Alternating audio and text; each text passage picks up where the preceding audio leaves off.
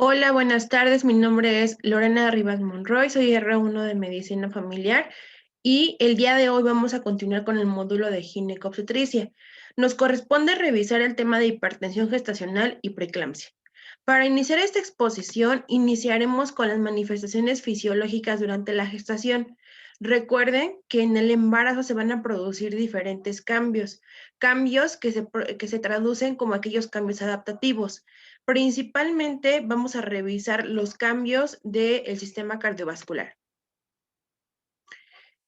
El volumen sanguíneo circulante va a aumentar. ¿Cuánto aumenta? ¿Cuánto se incrementa durante el embarazo? Se aumenta en un 50%. También hay que tomar en cuenta esos datos importantes. Número uno, que la presión arterial va a disminuir durante el segundo trimestre de la gestación. ¿Cuánto disminuye? Disminuye de 10 a 15 milímetros de mercurio de acuerdo a las cifras tensionales que tenías antes de embarazarte. Posteriormente, durante el tercer trimestre, la presión arterial PAM va a incrementar hasta alcanzar los valores previos que tú tenías como mujer antes de embarazarte. Entonces, hay que recordar, volumen circulante 50%, durante el segundo trimestre disminuye la presión arterial y durante el tercer trimestre aumenta. Hablando de la fisiopatología de los estados hipertensivos, nos habla acerca de 3 puntos importantes. Número uno, que van a ser enfermedades endoteliales sistémicas. Estas van a estar causadas por una disfunción generalizada compleja. ¿De dónde? O dónde va a estar el daño. Principalmente va a ser en el endotelio materno. Esto va a provocar un estado de vasoconstricción generalizada. ¿Secundario a qué? Secundario a una disfunción del endotelio vascular. Entonces, el problema o la explicación se tiene que el endotelio se daña. Debido a eso hay una vasoconstricción, debido a la disfunción directa de lo que es el endotelio materno. En otras causas, o más bien dicho, la respuesta materna inmunológica vascular anormal a la implantación del producto es la que se va a manifestar a través de la función endotelial alterado. Esto va a representar una cascada de activación, o va a está representada por la activación de la cascada de coagulación, y esto va a producir un aumento de la resistencia vascular periférica y la agregación plaquetaria. ¿Debido a qué? Al al daño endotelial materno. Posteriormente, tenemos que el endotelio tiene diferentes funciones. Por ejemplo, va a mantener lo que es nuestra integridad vascular, va a impedir la agregación plaquetaria y pues va a estar directamente influenciando lo que es el tono del músculo liso de la pared arterial. Si se produce una alteración a nivel del endotelio, entonces ¿esto qué produce? Número uno, un incremento de la permeabilidad vascular. Número 2, la trombosis plaquetaria. Y número 3, el incremento del tono vascular. En esta imagen se representa o nos habla acerca de la fisiopatología de lo que es la preeclampsia.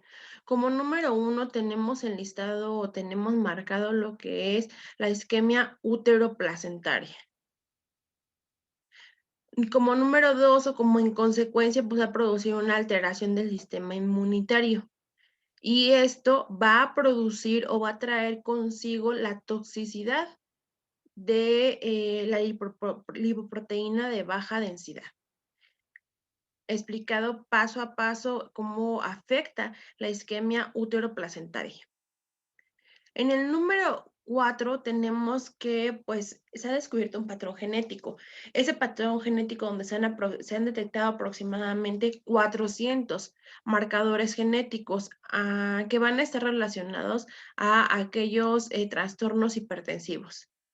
Nos dice que la apoptosis y la necrosis celular va a ser la respuesta inflamatoria exagerada a causa de la deportación de los trofoblastos o un desequilibrio en los factores genéticos. Aquí tenemos lo que van a ser las arterias espirales y en la imagen hay una comparación de aquella arteria espiral que es normal, que está completamente casi de forma horizontal, a diferencia de la patológica que hace una pequeña curva. En esta imagen, por ejemplo, nos habla acerca de, pues, que una fisiopatología de un embarazo normal, pues, se va a adaptar o consiste en adaptarse al sistema, inmunitario. Sin embargo, recuerden que el trofoblasto va a estar o va a desarrollarse alrededor de lo que va a ser nuestras arterias espirales. Por lo tanto, como tiene un desarrollo el trofoblasto en lo que van a ser nuestras arterias espirales, están un poco más gruesas. Eso produce una disfunción del endotelio.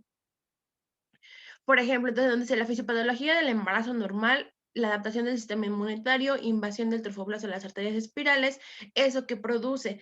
Va a producir que elimina las capas musculares y la inervación de las arterias y aumenta la irrigación útero-placentaria.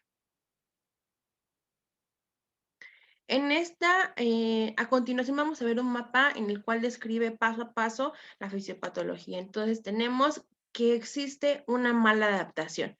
Lo normal es esto, ¿no? Que tenga una adaptación correcta del sistema inmunitario para que la invasión del trofoblasto a las arterias espirales. Pero ¿qué sucede cuando es algo patológico o en este caso en estas enfermedades? Principalmente entonces tenemos una mala adaptación inmunitaria. De eso se va a derivar una presentación anormal, la cual va a producir una irrigación uteroplacentaria. Esta irrigación uteroplacentaria va a traer consigo la lesión del endotelio vascular, la síntesis de óxido nítrico, trombosano, produciendo consigo o llevando con ello lo que va a ser disminución del óxido nítrico y aumento del tromboxano. Posteriormente, esto va a crear depósitos de fibrina y una agregación plaquetaria. Y aquí, por ejemplo, nos trae poco a poco de acuerdo a lo que está dañando. Por ejemplo, la placentaria va a traer una hipoxia. Después tenemos al sistema nervioso central que va a traer consigo la eclampsia. Posteriormente tenemos a los diferentes órganos que va a ir dañando el hígado, por ejemplo, ruptura, necrosis y todos los anuria, por ejemplo, en el riñón, una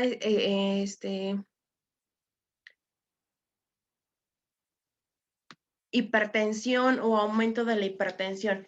Entonces, en este esquema se esquematiza cómo es o cómo nos actúa a los diferentes o a cómo nos va dañando, ¿no? Por ejemplo, ya lo tenemos completo y nos está hablando que pues va a ser caracterizada por una mala adaptación. Esa mala adaptación nos va a traer diferentes problemas a nivel de la placenta, una hipoxia. Por otra parte, la angiotensina aumenta y nos produce la hipertensión nos produce en el riñón la proteinuria, así como la anuria, y eso nos va a producir un edema, y eso nos estaría explicando de alguna u otra forma los datos de la preeclampsia.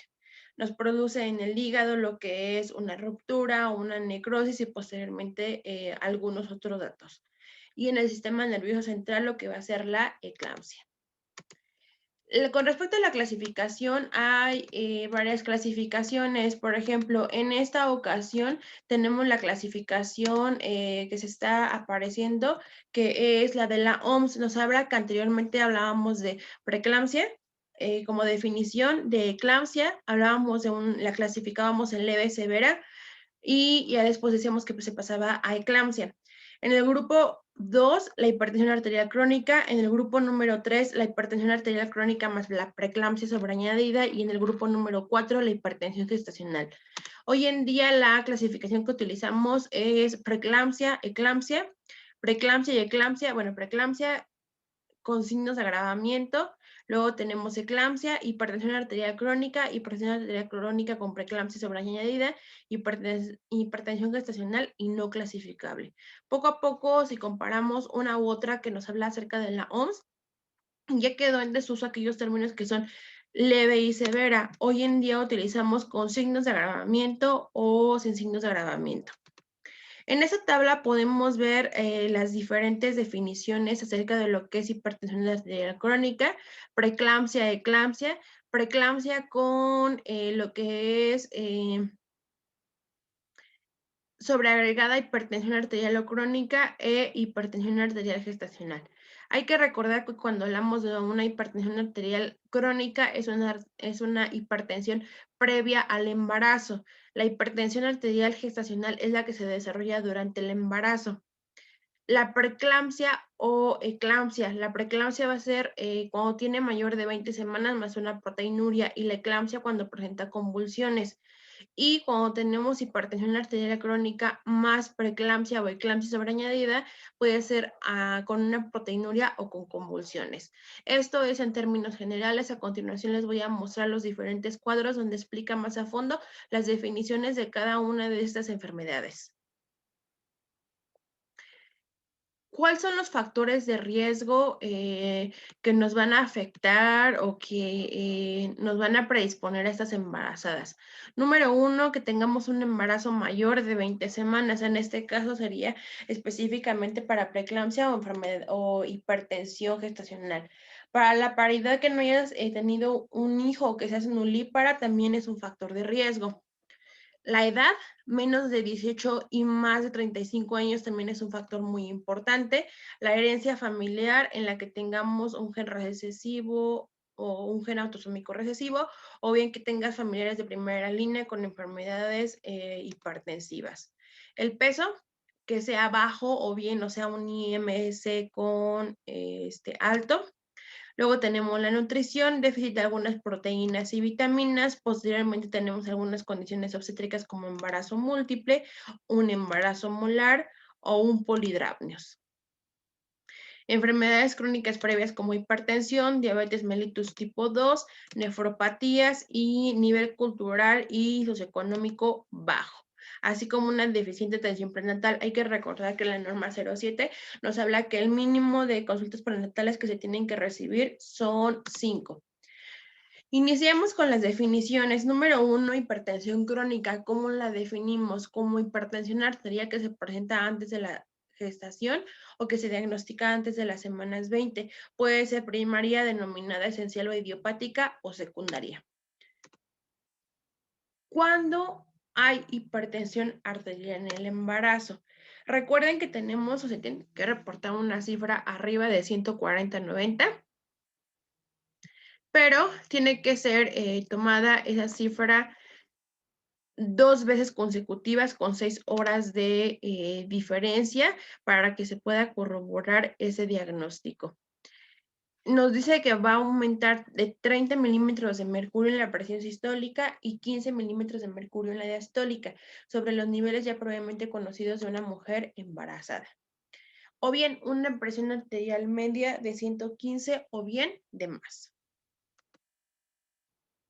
Recuerden que la fórmula para obtener la presión arterial media es TA sistólica más 2 TA diastólicas sobre 3.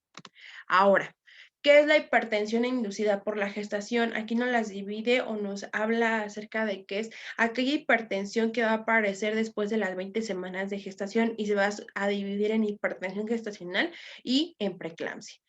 Preeclampsia, ¿qué es o cómo lo vamos a definir? Es el síndrome específico del embarazo que va a estar caracterizado por una hipertensión. Una hipertensión que se caracteriza por cifras de 140 a 90 en 2 tomas de diferencia de 6 horas, acompañada de proteinuria. ¿Proteinuria de cuánto? De 300 miligramos en 24 horas en mujeres embarazadas de más de 20 semanas de gestación. Todas estas son las características para que nos den un diagnóstico de preeclampsia.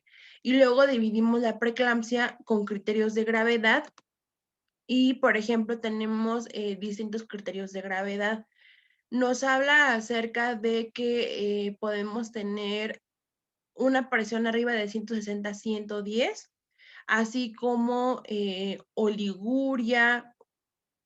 También nos habla de unos factores muy importantes o, por ejemplo, tenemos la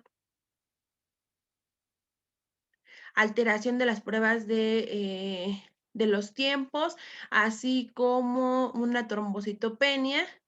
Y también hay algunos libros o la guía de práctica clínica nos habla acerca de que, por ejemplo, tiene que ser la deshidrogenasa láctica arriba de 600 y lo que es TGO y TGP van a ser 3 veces mayor del valor normal. Con respecto a la recolección de orina durante 24 horas para identificar lo que es la proteinuria, se va a considerar el gold estándar o el estándar de oro para la cuantificación de proteinurias en el embarazo. Recuerden que para poder definirlo se tiene que tomar en cuenta que tienen que ser un valor mayor de 300 miligramos por 24 horas o más de proteinuria. Nos dice que se recomienda establecer el diagnóstico de proteinuria cuando la cuantificación de proteínas en una recolección de orina de 24 horas es mayor o igual a 300 miligramos. O bien, si lo vamos a tomar con alguna tira reactiva, la presencia de por lo menos una cruz en tira reactiva en una muestra tomada al azar. Este dato lo tomé de lo que es la guía de práctica clínica. Nos dice que la elevación del ácido úrico en el plasma superior a 6 miligramos sobre decilitro ya no se va a incluir como un indicador de severidad del síndrome. En este caso, hablando específicamente para preeclampsia. Sin embargo, sí va a tener un factor pronóstico para aquellas complicaciones perinatales. También me menciona la guía de práctica clínica que la proteinuria tiene mayor valor pronóstico en complicaciones perinatales. Aquí tenemos cómo es el abordaje diagnóstico para estas enfermedades, ¿no? Que principalmente me tocó describir o el tema que se está exponiendo es hipertensión arterial y preeclampsia. En primer lugar, lo podemos dividir en dos datos importantes, datos clínicos y datos bioquímicos, en los cuales por ejemplo, en los datos clínicos, pues va a ser el monitoreo constante. Hay que estar revisando lo que es la presión arterial y algunos datos de vasoespasmo en las mujeres embarazadas con mayor de 20 semanas. Hay que hacer un interrogatorio y una exploración física de epigastralgia o hepatalgia, datos de vasoespasmo o náuseas. Y vigilar principalmente a nivel cardiorrespiratorio los datos de edema agudo pulmonar. Con respecto a los datos bioquímicos, pues vamos a solicitar principalmente una biometría hemática completa, la medición de la función renal con lo que va a ser la creatinina sérica, los electrolitos séricos y el ácido úrico. Hay que confirmar o descartar la proteinuria, ya identificamos cómo que va a ser a través de una cuantificación de 24 horas. Hay que pedir transaminasas hepáticas, la hidrogenasa láctica, lo que les acababa de mencionar, los tiempos de coagulación, el INR, así como una prueba de condición fetal sin estrés para identificar cómo se encuentra nuestro bebé, un ultrasonido obstétrico para llevar el crecimiento fetal y el líquido amniótico en las condiciones maternas que lo permiten. Todo esto va a ser la forma en que vamos a diagnosticar nosotros a nuestros pacientes que tengan ya sea una hipertensión arterial gestacional, una preeclampsia o bien que sean conocidas con una hipertensión arterial crónica. Para elegir el tratamiento, la guía de práctica clínica nos dice o nos refiere acerca de que el tratamiento antihipertensivo, ¿de qué depende? Depende de la experiencia y de la familiaridad del médico con cada fármaco, considerando aquellos que están disponibles y que se han demostrado la utilidad. Nos dice que cuando iniciemos el tratamiento antihipertensivo con mujeres con preeclampsia, debe iniciarse un protocolo de vigilancia. En este protocolo de vigilancia que debe de incluir, aparte de estar dando el medicamento antihipertensivo en esas mujeres. Número uno, llevar una bitácora de mediciones diarias de presión arterial en domicilio y nos refiere a la guía de práctica clínica que también se van a solicitar laboratorios cada 15 días para identificar la progresión de la enfermedad con lo que mencionamos ya que van a hacer, por ejemplo, la deshidrogenasa láctica, estar cuantificando la orina y todo lo antes ya mencionado durante el diagnóstico.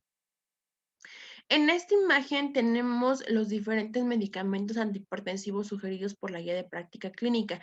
Tenemos alfa-metildopa de 250 a 500 miligramos vía oral cada 8 horas. Luego tenemos el abetalol, que va a ser de 10 a 400 miligramos vía oral.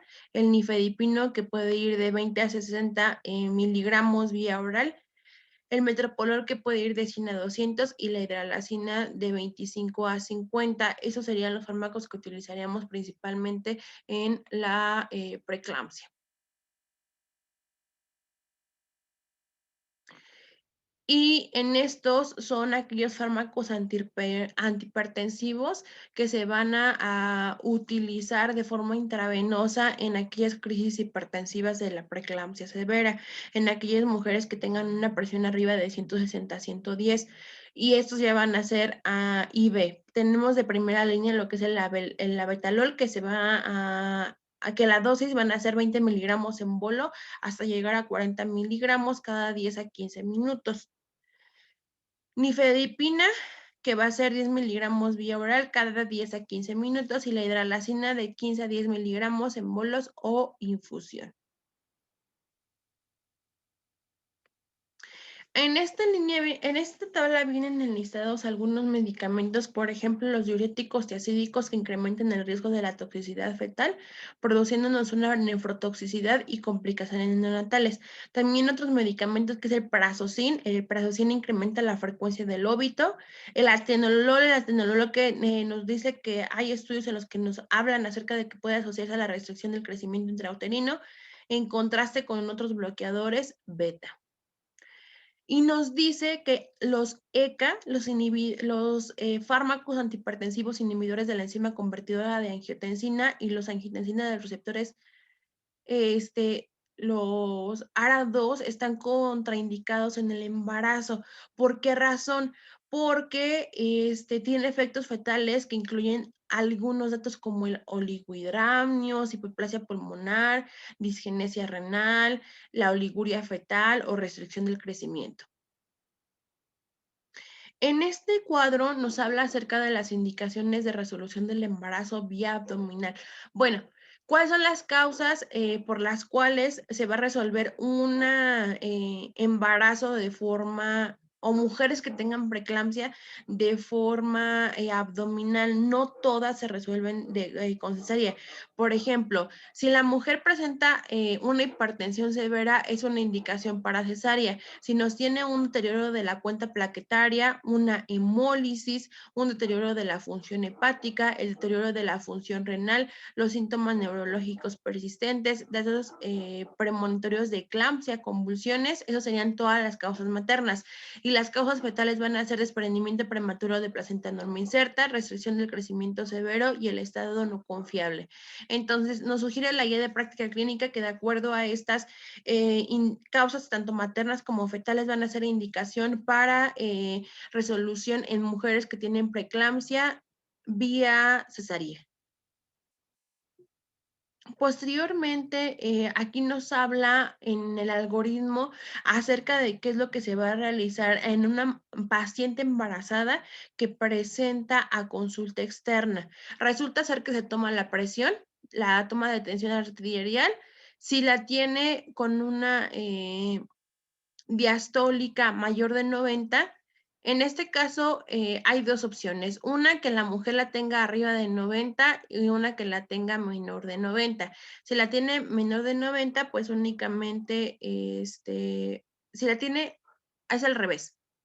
Si la mujer presenta una presión arterial menor de 140/90, entonces se le van a investigar factores de riesgo, si los tiene o no los tiene.